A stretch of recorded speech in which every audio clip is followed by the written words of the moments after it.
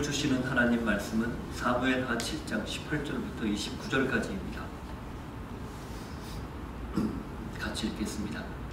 다윗 왕이 여호와 앞에 들어가 앉아서 이르되 주 여호와여 나는 누구이며 내 집은 무엇이기에 나를 여기까지 이르게 하셨나이까? 주 여호와여 주께서 이것을 오히려 적게 여기시고 또 종의 집에 있을 먼 장래의 일까지도 말씀하셨나이다. 주 여호와여 이것이 사람의 법이니이다. 주 여호와는 주의 종을 아시오니 다윗이 다시 주께 무슨 말씀을 하오리이까? 주의 말씀으로 말미암아 주의 뜻대로 이 모든 큰 일을 행하사 주의 종에게 알게 하셨나이다. 그런즉 주 여호와여 주는 위대하시니 이는 우리 귀로 들은 대로는 주와 같은 이가 없고 주 외에는 신이 없음이니이다. 땅의 어느 한 나라가 주의 백성 이스라엘과 같으리이까?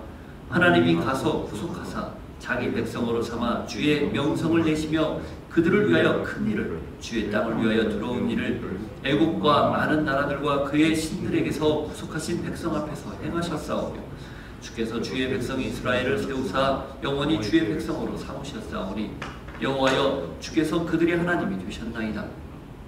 여호와 하나님이여 이제 주의 종과 종의 집에 대하여 말씀하신 것을 영원히 세우시며 말씀하신 대로 행하사 사람이 영원히 주의 이름을 크게 높여 이르기를 만군의 여호와는 이스라엘의 하나님이라 하게 하옵시며 주의 종 다윗의 집이 주 앞에 견고하게 하옵소서. 만군의 여호와 이스라엘의 하나님이여 주의 종의 귀를 여시고 이르시기를 내가 너를 위하여 집을 세우리라 하셨으므로 주의 종이 이 기도로 주께 간구할 마음이 생겼나이다. 주 여호와여 오직 주는 하나님이시며 주의 말씀들이 참되시니이다. 주께서 이 좋은 것을 주의 종에게 말씀하셨사오니 이제 청하건대 종의 집에 복을 주사 주 앞에 영원히 있게 하옵소서. 주 여호와께서 말씀하셨사오니 주의 종의 집이 영원히 복을 받게 하옵소서 하니라. 하나님 아버지, 다윗이 드린 이 감사의 기도 우리가 마음을 다해서 늘 주님께 드릴 수 있게 하시고 우리에게 베풀어 주신 하나님의 놀라운 일을 기억할 때마다 그저 감사합니다, 그저 하나님 고맙습니다 라고 늘 하나님께 우리 삶을 내어드릴 수 있는 저희를 다시 결단하는 시간 되게 하여 주옵소서. 예수님 이름으로 기도하옵나이다. 아멘.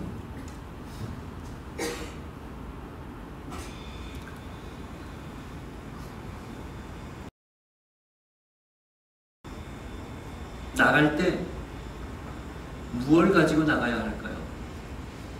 하나님 앞에 예배할 때 그분이 우리의 존전에 계시고 우리 예배를 받으시는 분이라면 그분 앞에 우리가 달려나갈 때 무엇을 들고 나가야 할까요?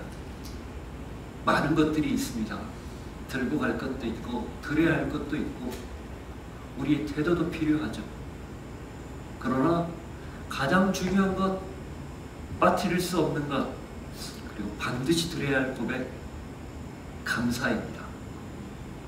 내 개인에게 베풀어 주신 하나님의 은혜, 하나님의 사랑은 물론이거니와 우리 공동체에, 또 우리 지체들에게, 또 우리 나라에, 우리 주변에 있는 여러 가지 일들을 행하신 일들을 기억하고 하나님 앞에 이것이 너무 감사합니다. 주님, 이런 놀라운 일을 행해 주셔서 참으로 감사합니다. 그 고백이에요. 어쩌면 오늘 우리가 방금 읽은 이 다윗의 기도는 감사의 절정과도 같은, 그동안 다윗 개인에게 또 그리고 다윗이 그렇게 쫓겨다니며 함께했던 400명으로 시작한 1000명에 육박하는 그 자기들의 공동체 지체들에게, 그리고 더불어 이스라엘의 베푸신 일들을 기억하고 떠올리며 도대체 내가 무엇이기에, 도대체 이 나라가 무엇이기에 하나님 이런 감당할 수 없는 은혜를 주셨습니까? 라고 올려드리는 이 고백, 이 고백이야말로 늘 우리가 드려야 될, 늘 우리가 하나님 앞에 나갈 때마다 가지고 나가야 할 가장 중요한 삶의 모습이고 또 표현이고 하나님을 향한 사랑입니다.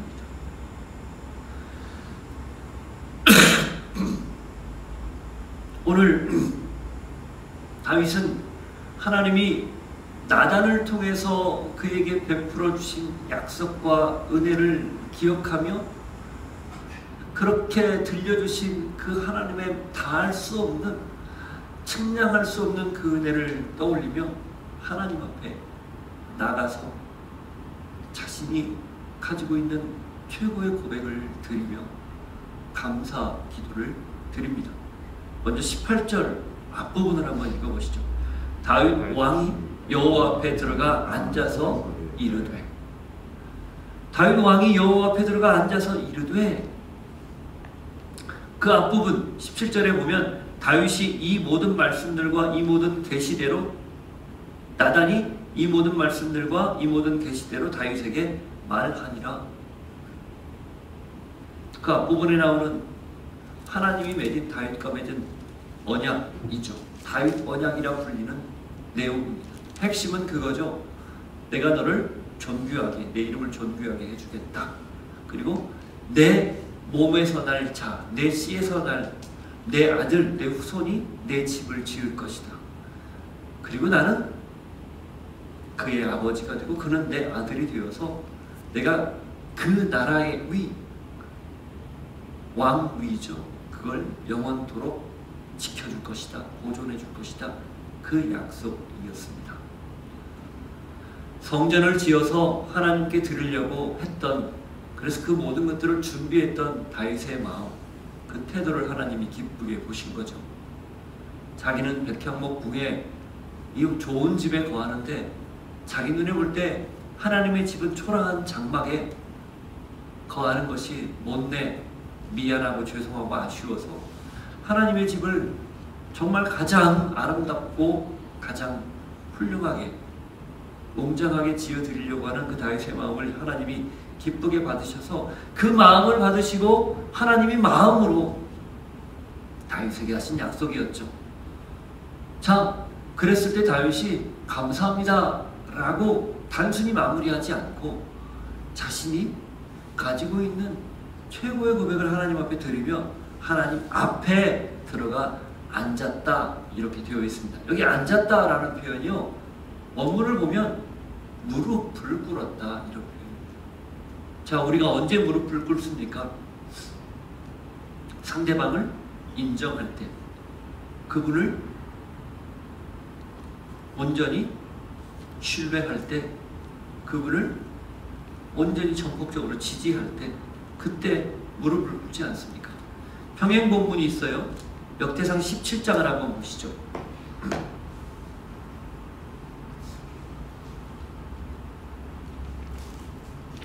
똑같은 표현이 나와요. 17장 16절.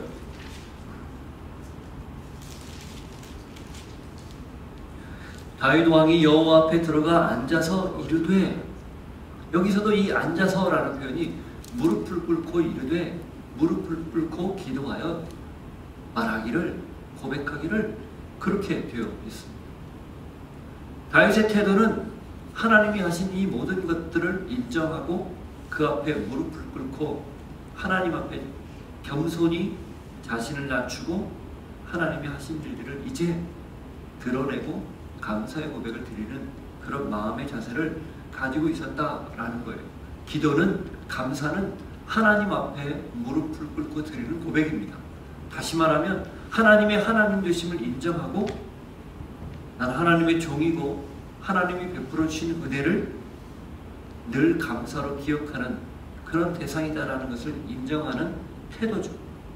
이것이 우리가 늘 하나님 앞에 드려야 할 우리의 영적인 모습이고 또 실질적인 모습입니다. 사실 저도 그렇고 요즘 온라인이든 오프라인이든 우리가 이 코로나 팬데믹을 지나면서 하나님께 예배하는 우리의 어떤 자세나 태도에 대해서 사실 많이 해이해진 것도 현실입니다. 그 부분에 대해서 한번 정직하게 스스로를 한번 돌볼 필요가 있는 것이죠. 온라인에서 예배할 때 어떤 자세를 가지고 예배할 것인가, 또 오프라인에서 현장에 나가서 예배할 때 어떤 태도로 예배할 것인가, 마음을 당연히 하나님 앞에 드려야 되지만 때로는 우리의 몸도 우리의 어떤 자세도 이렇게 무릎을 꿇거나 하나님 앞에 겸손히 엎드려 예배하는 그런 태도들, 그런 모습들이 형식을 무시하지 않고 필요하다라는 걸 알 수 있는 거죠. 그릇보다 중요한 건 그 안에 담기는 내용이죠. 그러나 그 내용을 담을 그릇도 여전히 중요하다. 이게 우리가 놓치지 않아야 할 부분입니다. 오염된 그릇, 왜곡된 그릇, 그 안에 담는 내용을 오염될 수 있고 왜곡될 수 있습니다. 따라서 그 내용물이 소중하다면 그릇 역시, 형식 역시 우리 어떻게 우리가 하나님을 예배해야 될지 늘 기억하고 그런 마음들을, 그런 마음가짐, 몸가짐을 갖는 것 필요하다라는 걸 알 수 있죠. 자, 그렇게 하나님 앞에 무릎을 꿇고 예배를, 기도를 시작한 다윗, 이 18절 후반부부터 이 12절까지는 개인적인 감사의 고백을 드리는 내용이 나옵니다. 자, 먼저 18절 후반부 읽어보죠. 이르되 주 여호와여, 나는 누구이오며 내 집은 무엇이기에 나를 여기까지 이르게 하셨나이까. 처음 입을 열어서 하시는, 드리는 고백, 하나님 앞에 드리는 고백이 도대체 내가 누구이기에 이런 은혜를 베풀어 주셨습니까? 라는 고백이에요. 자격이 없는데 받을 만한 이런 놀라운 일을 내가 누릴 만한 조금의 원인도 없었는데, 원인 제공도 하지 않고 그럴 만한 자격이 없었는데 어떻게 나한테 이런 일을 행하셨습니까? 라는 고백이죠. 사실 사울이 하나님의 마음에서 벗어났을 때, 하나님이 다른 기름 부음 받은 자를 왕으로 세우고자 했을 때 유다 지파를 선택하고, 유다 지파에서도 베들레헴 2세를 선택하고, 2세 중에서도 막내 7째인 다윗을 선택한 것, 배경이 하나도 안 나와요. 후대에 그 2세의 선조였던, 2세의 선조였던 룻기에 나오는, 바로 갑자기 생각이 나서 보아스, 룻기에 나오는 보아스, 그 계보를 다윗의 정통성과 하나님의 선택이 그에게 있다는 사실을 알게 하기 위해서 룻기가 젖을 되었을 거라는 추측이 더 많습니다. 다시 말하면 정말 말 그대로 하나님의 일방적인 선택이었다는 거예요. 다윗이 이걸 너무 잘 알고 있었어요. 심지어는 아버지 이새조차 눈밖에, 이새에게조차 눈밖에 났었던 다윗, 별로 소중하게 여기지 못했던, 그렇게 소중하게 부모가 자기를 인정하지 않았던 그런 다윗인데 형들을 다 제끼고 대신해서 기름 부음을 받았다는 사실, 이게 다윗에게는 엄청난 은혜라는 것 당연히 기억하고 있다는 겁니다. 그것뿐만입니까? 그 이후에 골리앗을 물리치는 과정, 그 이후에 사울의 사위가 되는 과정, 그래서 여러 가지 이유로 기름 부음도 받았겠다, 능력도 인정되겠다, 사울의 가장 강력한 정치적인 대적으로, 정적으로 급부상하는 그런 여러 가지 과정, 그리고 쫓기는 과정, 그러면서 심지어는 블레셋 땅에 망명한 그 과정, 그러다 하나님의 전적인 도움으로 왕위를 물려받고, 그리고 이 두 분열됐던 두 나라가 통일되는 그 과정, 이 모든 것들을 다윗이 생각해 보면 단 한순간도, 단 하나도 하나님의 은혜가 아닌 것이 없었다라는 것을 기억하고 있는 것이죠. 뿐만입니까? 그러고 나서 주변 나라를 지금 거의 다 평정했거든요.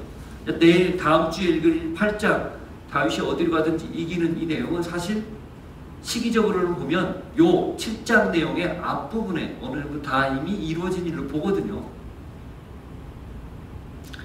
일개 베들레헴이라는 작은 도시에 이새라는 사람의 막내, 들에서 양을 치던 그 목동이었던 다윗이 이렇게 고대 근동 모든 주변 나라를 패권 다 평정하는 이 놀라운 자리까지 올라온 건 하나님의 은혜였다. 그러나 다윗이 이것만 얘기할까요? 아닙니다.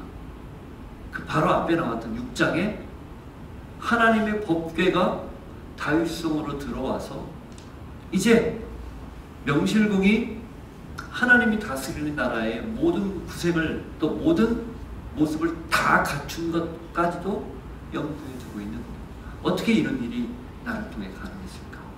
여러분, 감사는요, 감사의 기도는 내가 받은 은혜, 내가 자격이 없지만 무조건적인 하나님의 은혜로 나에게 이것들이 주어졌다는 것을 경험하는 경험치만큼 비례해서 나옵니다.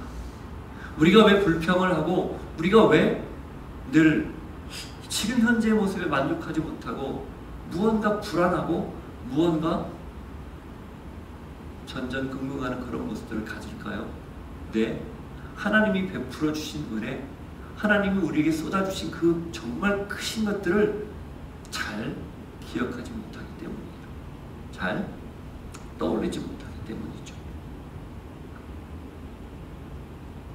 하나님의 은혜를 조금이라도, 나에게 베풀어 주신 은혜를 내가 조금이라도 알고 있고 그걸 경험하고 있다면, 그리고 그것을 기억하고 있다면 우리는 당연히 입술을 열어 감사의 고백을 드릴 수밖에 없습니다. 내 안에 불평이 쌓이고 무언가 만족스럽지 못한 일이 쌓여간다. 거꾸로 내 안에 감사가 사라지고 있다. 내가 하나님의 그 무조건적인 은혜를 잊고 있었구나 라는 시금석이라는 걸 꼭 기억할 수 있는 여러분들이 되기를 바라요.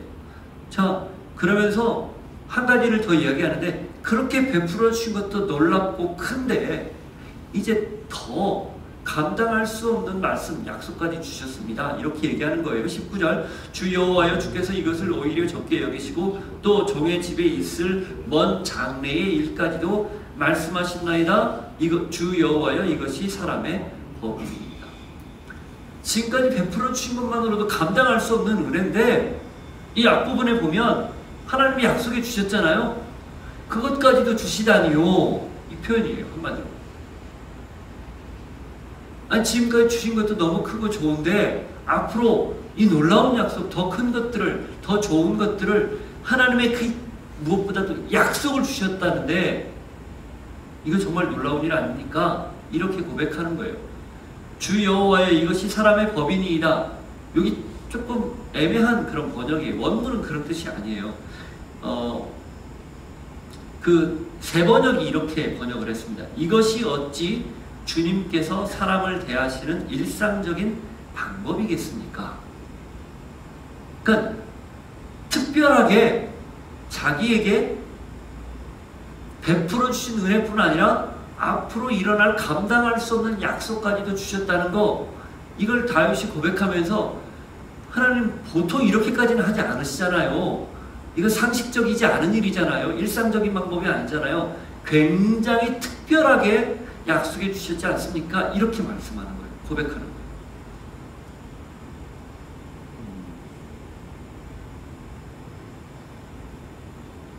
다윗 개인적으로는 이 나단을 통해서 들려준 이 이야기가 감당할 수 없는 정말 큰 은혜요, 큰 감사였다는 것을 알 수 있는 거죠.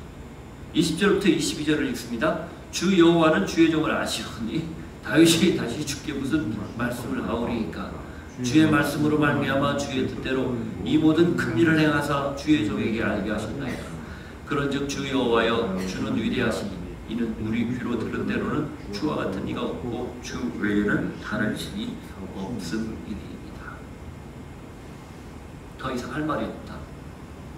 예, 무언가 잘못해서 할 말이 없다 이게 아니라 하나님이 주신 은혜가 너무 커서 가슴이 벅차서 더 이상 고백할 수 없을 만큼 놀라운 하나님의 크신 은혜가 나에게 감당할 수 없습니다. 이 표현이에요. 넘치는 복을 주셨다는 거죠. 감당할 수 없는 복을 주셨다는 거죠. 우리 생각보다 크게 하나님이 복을 주셨다는 뜻입니다. 특별히 거기 20절에 여호와는 주의 종을 아시오니, 이 구절, 당신이 나를 아신다, 하나님이 나를 아시오니, 하나님이 우리 다윗을 알고 있으니 거기에 알맞게 또 약속하신 대로 지금까지 베풀어 주신 놀라운 은혜들을 내가 경험했다. 그럼 더 이상 무슨 말을 하겠는가? 이렇게 이야기하는 거예요. 하나님이 알고 있기 때문에 다윗에게 은혜를 주셨고, 하나님이 알고 있기 때문에 다윗에게 약속을 주셨다. 이렇게 고백하는 거죠. 그러면서 다윗이 당연히 하나님 앞에 드리는 고백이 22절에 나오는 것처럼 주는 위대하십니다. 주와 같은 분은 없습니다. 이 고백을 드리는 거예요. 신중에 어떻게 당신 같은 분이 있습니까? 이거 어디에서 많이 들어본 고백 아닙니까? 출애굽기 10장, 출애굽기 15장에 나오는 내용이에요. 6월절 사건을 경험할 때, 그리고 홍해 사건을 경험할 때, 그러고 나서 미리암과 모세가 노래할 때 주와 같은 분은 없습니다. 세상의 신들 중에 주와 같은 신이 어디 있습니까? 이 고백을 드렸죠. 출애굽기 15장을 보십시오.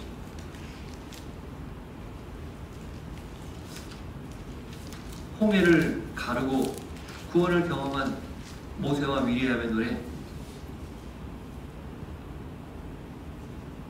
11절, 모세가 부른 노래를 보십시오. 여호와여, 신중에 주와 같은 자가 누구니이까? 주와 같이 거룩함으로 영광스러우며 찬송할 만한 위엄이 있으며 기이한 일을 행하는 자가 누구니이까?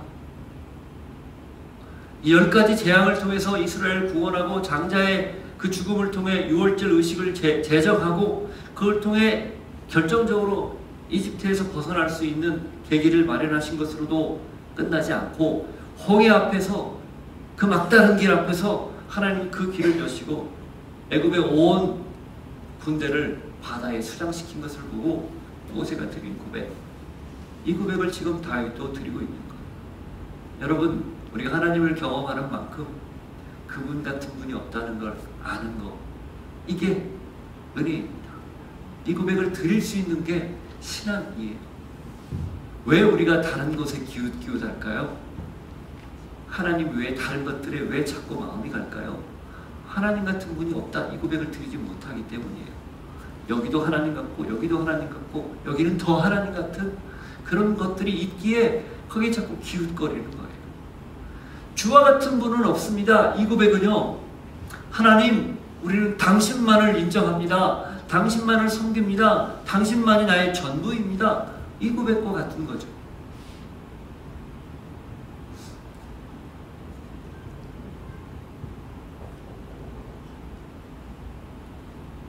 요나가, 욥이 그 고난을 다 겪고 마지막에 하나님이 그 앞에 자기 자신을 계시하시고 말씀하셨을 때 드렸던 고백, 내가 전에는 귀로만 들었는데 이제 눈으로 봅니다. 그 말은 무슨 뜻일까요? 하나님, 당신 진짜군요. 리얼, 당신밖에 없습니다. 당신 같은 분 없습니다. 이 고백 아니겠어요? 다윗이 이런 고백을 드렸고 또 믿음의 선배들이 이런 고백을 드렸다면 우리 역시 오늘 이 고백 드려야 합니다. 여러분, 하나님 같은 분 없다, 주와 같은 분 없다, 이 고백 마음 깊은 곳으로부터 드릴 수 있겠습니까? 당신 같은 분이 없습니다. 형편이, 상황이 녹록하지 않아도 드릴 수 있겠습니까? 잘 될 때 왜 못 드리겠어요? 다 드릴 수 있죠. 그러나 그러지 않을 때도 드릴 수 있겠습니까? 그 고백을 드린다면 그것이야말로 하나님이 가장 기뻐하는 고백이요, 하나님이 가장 행복해하는 좋아하는 고백이죠. 보십시오. 시편 111편을 한번 보십시오.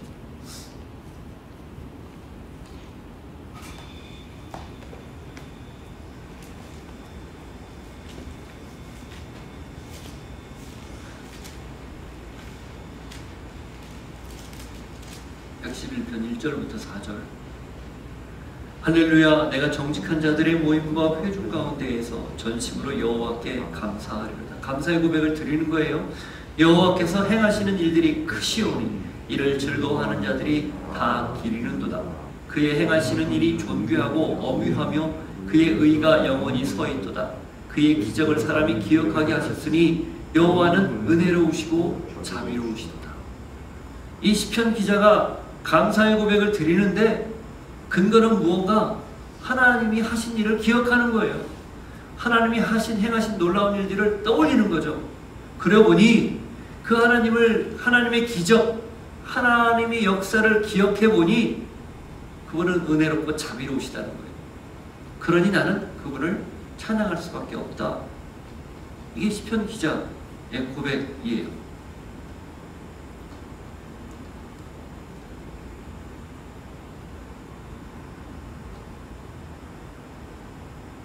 그래서 찬양하고, 그래서 감사하고, 그래서 고백을 드리는 거죠. 저는 여러분에게도 하나님이 하신 일들을 떠올릴 때마다 이런 고백이 있기를 바랍니다. 말씀드린 것처럼, 도전한 것처럼 힘들고 어려울 때조차도 주님의 그 놀라운 일들을 기억하며 하나님의 일을 마음껏 찬양하고 그분의 이름을 영화롭게 할 수 있는 여러분이 되기를 바랍니다. 방금 제가 기도할 때 했던 시편 50편 말씀 한번 더 읽어보죠.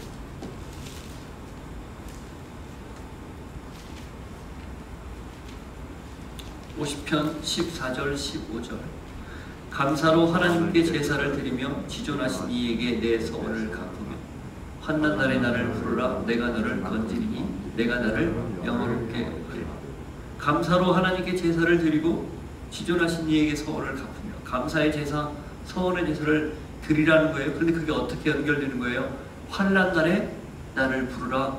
그러면 내가 너를 건지고 그것이 나를 영화롭게 하는 일이 된다. 감사의 고백을 감사할 때만 드리는 것이 아니라 어렵고 힘들 때도 드릴 수 있어야 된다라는 거예요. 23절 보세요. 감사로 제사를 드리는 자가 나를 영화롭게 하나니 그의 행위를 옳게 하는 자에게 내가 하나님의 구원을 보이리라.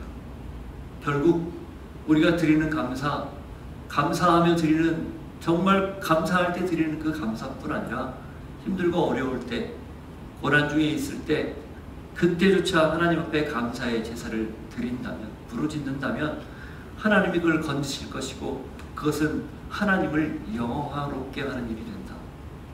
기가 막힌 형편에서조차 역설적으로 하나님을 노래하는 것, 찬양하는 것, 그것이 하나님을 가장 극명하게 드러내는 일이 된다. 그런 의미입니다. 누가 봐도 감사할 수밖에 없는 상황, 누가 봐도 인정할 수밖에 없는 그런 상황, 그건 그래 당연하지 이런 반응들이 있겠지만, 그렇지 못한 상황, 이건 절대 감사할 수 없는 일인데, 절대 그런 고백 드릴 수 없는 일인데 라고 할 때 감사의 제사를 드린다. 그러면 그 일이 하나님을 영화롭게 한다는 겁니다. 저는 여러분들에게 이 다윗과 같은 고백뿐 아니라 이 시편 기자의 고백도 같이 드릴 수 있는 복이 있기를 축복합니다. 자, 이렇게 해서 22절까지는 개인적인 고백을 드렸다면 23절 공동체에 행하신 일을 감사하고 기억하고 감사하는 그 고백을 드립니다. 23절 24절. 이스라엘과 같으리이까 하나님이 가서 구속하사 자기 백성으로 삼아 주의 명성을 내시며 그들을 위하여 큰 일을, 주의 땅을 위하여 두려운 일을 애굽과 많은 나라들과 그의 신들에게서 구속하신 백성 앞에서 행하셨사오며, 주께서 주의 백성 이스라엘을 세우사 영원히 주의 백성으로 삼으셨사오니 여호와여 주께서 그들의 하나님이 되셨나이다. 과거를 회상하는 거예요. 다윗 개인뿐 아니라 더 공동체적으로 이스라엘 전체에 행하신 일들을 다 낱낱이 고백하는 거죠. 탈출하는 그 순간부터, 그리고 공동체를 이루고 가나안을 정복하고 주변 나라들을 평정하는 그 모든 일들까지 낱낱이 고백하며 이 모든 것들이 하나님께서 베풀어 주신 놀라운 은혜다, 놀라운 복이다 라는 걸 이야기하는 거죠. 감사는 개인적인 감사가 있고 공동체적인 감사가 있습니다. 개인에게 행한 일도 감사하지만 공동체에 행한 일도 감사하는 거죠. 그래서 그리스도인들의 시각은 늘 개인에게 머물지 않습니다. 확장하고 확장해서 공동체로 더 넓은 것으로 확산하는 것, 그것이 그리스도인들의 시각이고 신앙관이에요.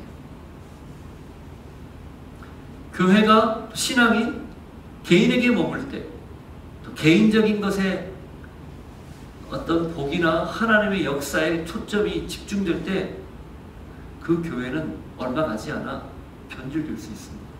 그러나 그걸 확산해서 공동체적으로 그걸 볼 수 있고 그걸 하나님이 주신 은혜로 받아들인다면 관점이 달라지고 생각이 달라지고 사는 방식이 달라지는 거죠. 우리들이 나라와 민족을 위해서 왜 기도합니까?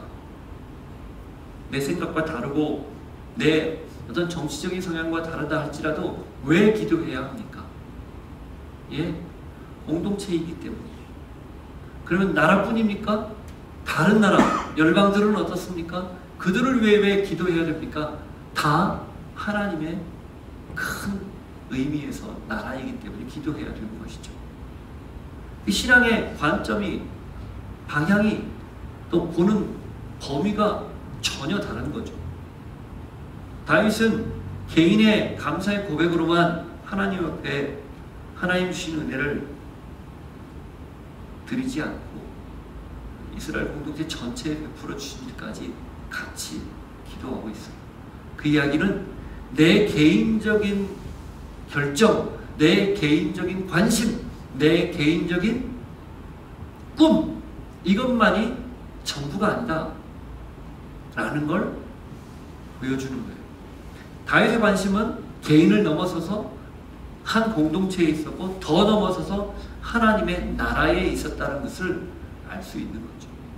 우리의 신앙이 건강하기 위해서, 우리의 신앙이 지속적으로 끊임없이 하나님의 뜻에 부합하기 위해서 필요한 한 공동체를 보는 것, 더 넓은 하나님의 나라를 보는 관점입니다. 그러면 내 것에 연연하지 않아요. 작은 거에 일희일비하지 않아요. 쉽게 넘어갈 수 있고 그 안에서 하나님의 뜻을 잘 발견할 수 있습니다.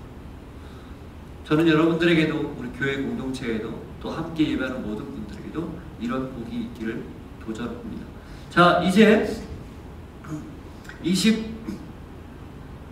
25절부터 다윗이 감사의 기도를 드린 이후에 5가지 바라는 내용을 이야기를 합니다.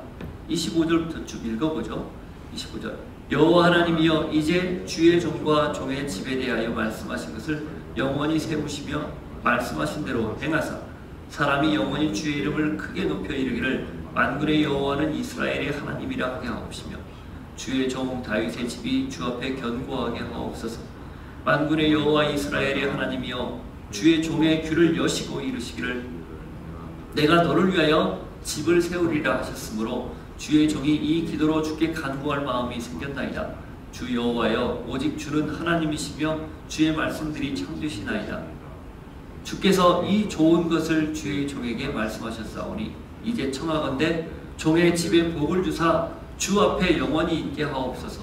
주 여호와께서 말씀하셨사오니 주의 종의 집이 영원히 복을 받게 하옵소서 하니라. 24절까지 개인과 공동체의 감사의 기도, 감사할 내용을 고백한 다윗, 이제 그걸 근거로, 또 하나님의 약속을 근거로 5가지를 이야기하는데, 첫 번째로는 25절에 나와 있는 것처럼 말씀대로 행하소서입니다. 다시 말하면 약속하신 대로 그 약속을 이루소서, 그 말이에요.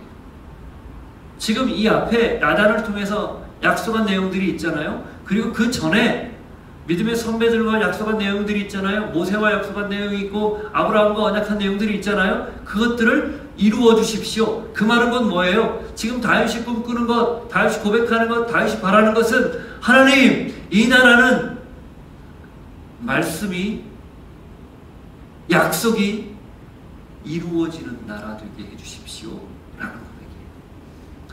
다윗이 첫 번째로 자기의 마음의 소원을 아뢰는데 그 아뢰는 소원의 첫 번째가 뭔가 당신의 약속이, 당신의 말씀이 이루어지기를 바랍니다. 말씀대로 행하여 주옵소서.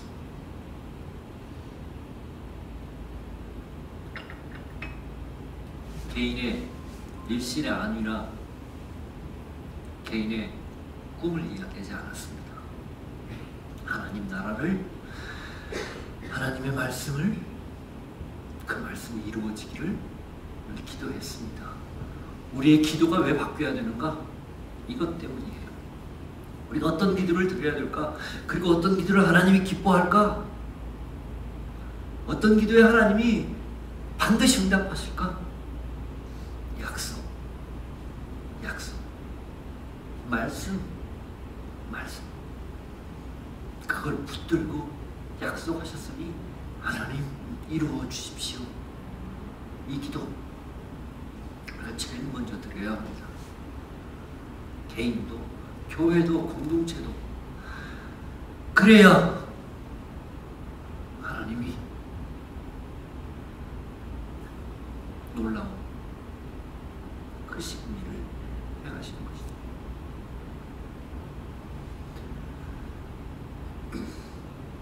자, 두 번째는 뭘까요? 16절 앞부분에 나온 내용이에요. 사람들로 하여금 여호와가 하나님임을 알게 해 주십시오. 사람이 영원히 주의 이름을 크게 높여 이르기를 만군의 여호와는 이스라엘의 하나님이라 하게 하옵시며. 이게 두 번째 기도예요. 내가 경험한 하나님, 내가 알고 있는 하나님, 그 하나님을 우리의 백성들도, 하나님을 알고 하나님에 대해 들은 사람들도 이 모든 것들을 볼 때, 아하! 하나님만이 오직, 여호와만이 오직 하나님이구나. 여호와만이 오직 참 신이구나. 이걸 알게 해달라는 거예요. 우리가 흔히들 이런 생각을 해요. 다윗이 이 고백을 드렸다면 다윗의 주변에 있는 동료들도, 그의 추종자들도, 조금 더 이스라엘 백성들도 하나님에 대해서 이런 고백을 드렸을 거라 추정을 하는데 아닙니다. 신앙은요, 다 개인적이고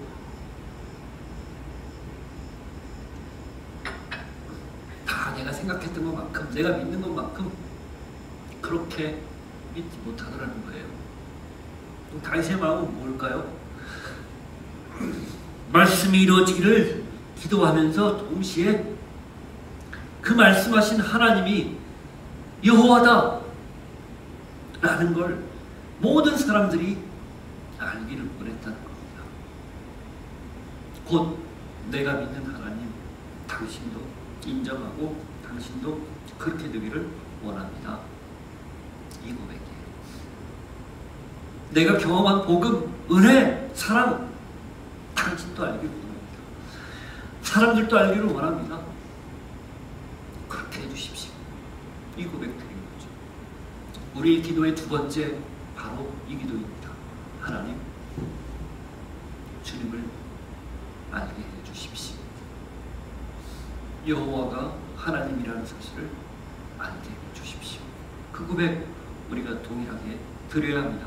자, 세 번째, 26절 후반부에 나오는데요. 다윗의 집이 주 앞에서 견고하게 해달라는 기도. 이 다윗의 집이라는 건 개인적인 다윗의 가문을 뜻할 수도 있겠지만 다윗의 왕조, 곧 메시아의 왕국, 메시아의 나라의 그 예표 같은 그 모습이 견고하게 해달라는 거예요. 그런데 어디에서요? 주 앞에서. 사람들 앞에서가 아닙니다. 세상 앞에서가 아니에요. 주 앞에서 견고하게 해달라는 거예요. 흔들리지 않게 해달라는 거죠. 하나님을 향한 고백 흔들리지 않게 해달라는 거예요. 하나님을 향한 신뢰 흔들리지 않게 해달라는 거예요. 하나님을 향한 믿음, 신앙 흔들리지 않게 해달라는 거예요. 자, 이 말씀 속에서 우리가 느끼는 뉘앙스는 뭡니까? 다윗이 개인의 가문과 개인의 집이 온전하고 바르게 서 있기를 원하는 그 이유가 뭐예요? 하나님에 대한 신앙이에요. 하나님에 대한 신앙이 결코 흔들리지 않는 집안이, 흔들리지 않는 당신의 왕위가 되게 해주십시오. 그 나라가 되게 해주십시오.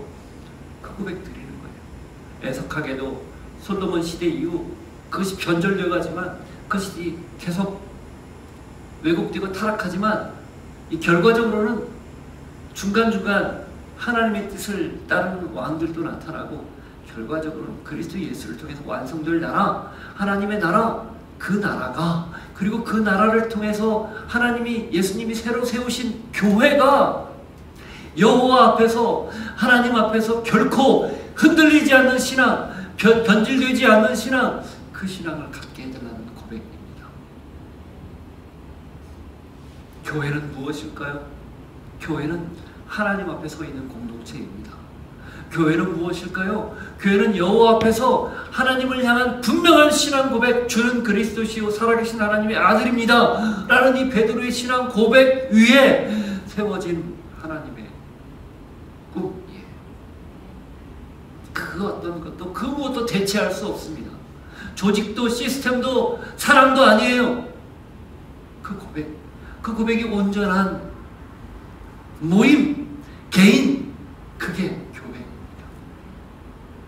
다윗이 그걸 꿈꾸는 거고, 다윗의 입술을 빌어 우리가 그 꿈을 동일하게 지금 꾸는 거예요. 네 번째는 언약을 기억하고 기도하게 해달라는 거예요. 27절에 나오죠. 만군의 여호와 이스라엘의 하나님이여 주의 종의 귀를 여시고 이르시기를 내가 너를 위하여 내 집을 세우리라 하셨으므로 주의 종이 이 기도로 주께 간구할 마음이 생겼나이다. 하나님이 약속하셨는데 내가 그것 때문에 기도합니다. 약속을 근거로 기도하겠습니다. 나는 늘 그런 기도를 드리게 해주십시오. 하나님의 약속에 근거한 기도를 드리게 해주십시오. 약속에 따라 그 말씀을 붙들고 하나님 앞에 씨름하게 해주십시오. 내 욕심이나 내 뜻과 내 생각들을 다 내려놓고 오직 하나님이 하신 약속만을 붙들고 기도하는 사람 되게 해주십시오. 그런 의미예요. 다윗의 기도가 왜 힘이 있고 다윗의 기도가 왜 우리에게 지금 강력한 도전을 주는가? 그는 분명하게 개인적인 고백, 개인적인 소원을 아뢰지 않고 하나님이 주신 약속, 내가 너를 위하여 집을 세우겠다, 그 약속, 내 나라를 세우겠다, 너의 안에 성령의 전으로 너를 만들겠다, 그 약속, 궁극적인 약속까지 다 포함된 그걸 알고 기도한 것. 그렇기 때문에 다윗의 기도가 우리에게 도전이고 또 우리가 따라야 할 기도의 본이기도 합니다. 우리 하나님 앞에 개인적인 기도 제목을 가지고 나가죠. 그러나 그게 전부가 아니에요. 그건 어쩌면 하나님 앞에 나올 수 있도록 하나님이 우리에게 허락한 구실이에요. 그걸 통해 기도하라는 거죠. 그러나 그것에 기도의 자리가 머물면 우리의 신앙은 그만합니다. 그걸 계기로 하나님의 약속을 붙들고 그 약속이 이루어지기를 간절히 소망할 수 있는 그런 기도를 드릴 때 그 기도가 온전한 기도, 그 기도가 하나님이 기뻐하는 기도가 될 수 있다는 것이죠. 다섯 번째는 마지막에 주의 종이 복을 받게 하옵소서, 나에게 허락된 복을 주십시오, 이렇게 이야기하죠. 29절 뒤에 보십시오. 주의 종의 집이 영원히 복을 받게 하옵소서.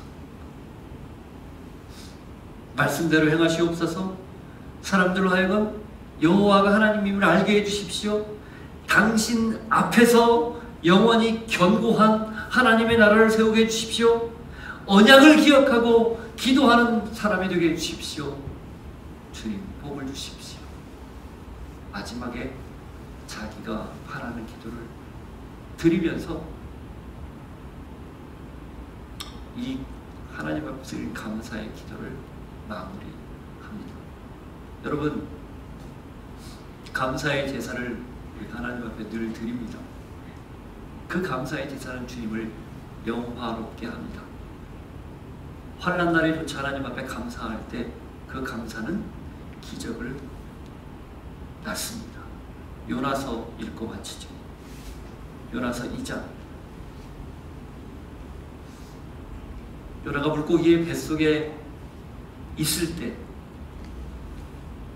아직 육지로 나오지 않았을 때 기가 막힌 현장에서 요나가 드린 기도입니다.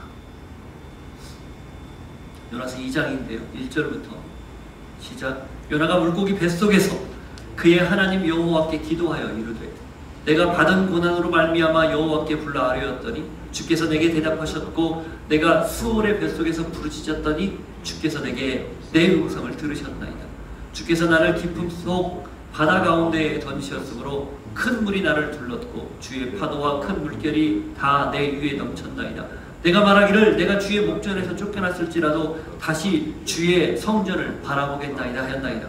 물이 나를 영혼까지 둘러싸우며 깊음이 나를 에워싸고 바다 풀이 내 머리를 감쌌나이다. 내가 산의 뿌리까지 내려가 싸우며 땅이 그 빗장으로 나를 오래도록 막아 싸우나 나의 하나님 여호와여 주께서 내 생명을 구덩이에서 건지셨나이다. 내 영혼이 내 속에서 피곤할 때에 내가 여호와를 생각하였더니 내 기도가 주께 이르러 싸우며 주의 성전에 미쳤나이다. 거짓되고 헛된 것을 숭상하는 모든 자는 자기에게 베푸신 은혜를 버렸사오나 나는 감사하는 목소리로 주께 제사를 드리며 나의 소원을 주께 갚겠나이다. 구원은 여호와께 속하였나이다 하니라. 여호와께서 그 물고기에게 말씀하시매 요나를 육지에 토하니라.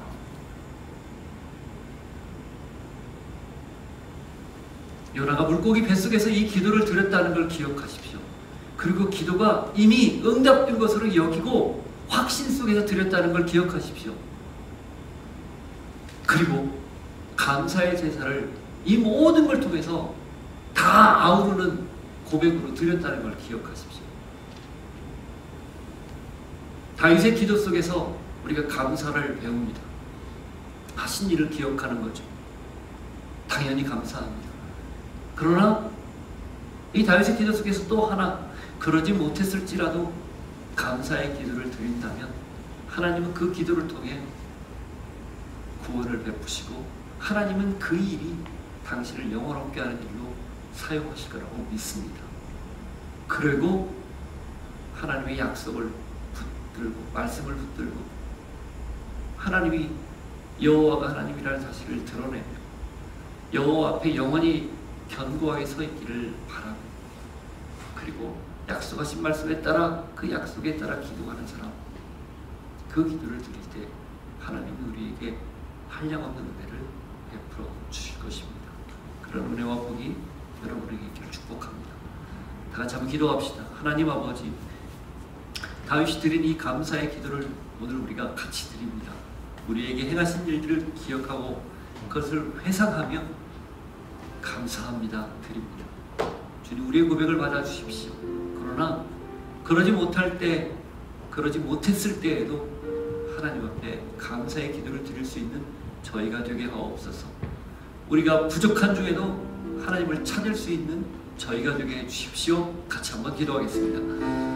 하나님 아버지, 우리에게 주신 이 은혜를 기억하며 감사의 기도를 늘 드릴 수 있는 저에게 되게 하여 주옵소서.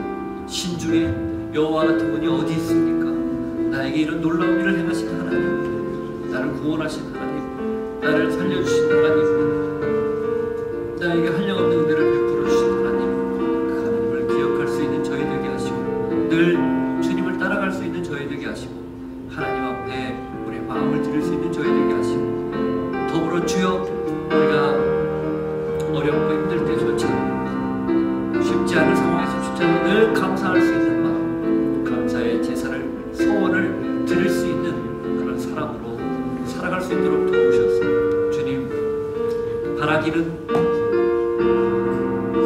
말씀하시는 주님, 약속하시는 주님을 믿게 하시고 하나님이 여호와이심을 증거하게 하시고 하나님 앞에 서서 온전하게 견고한 믿음을 갖는 저희들 되게 하셔서 주님의 약속을 위해서 그 약속이 이루어지기를 늘 기도할 수 있는 하나님의 사람들 모두가 되게 하여 주옵소서. 하나님 아버지, 오늘 주신 하나님의 말씀을 기억하며 늘 감사의 제사를, 감사의 고백을, 기도를 드리는 저희들 모두가 되게 하여 주옵소서. 예수님 이름으로 기도하옵나이다. 아멘. 자리에서 일어서서 함께 찬양합니다. 내가 약할 때 강함 주신 하나님,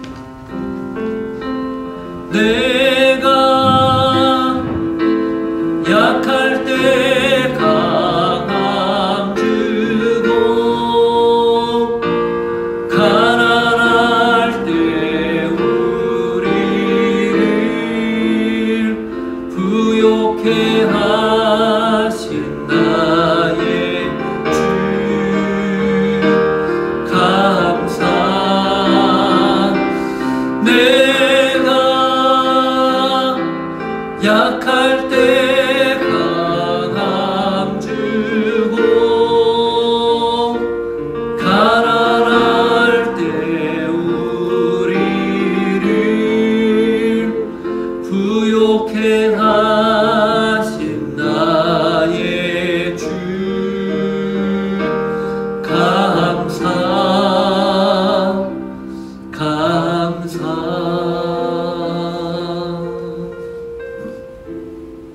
네, 그렇습니다. 하나님, 연약할 때 강함을 주신 하나님, 부족할 때 넉넉함을 허락하신 하나님, 이 역설 속에서 늘 주님을 찬양하고 기억하고 감사할 줄 아는 저희가 되게 하여 주옵소서. 주신 은혜에 감사하여 물질을 구별하여 드리오니 마음껏 사용하여 주시고 드린 손길에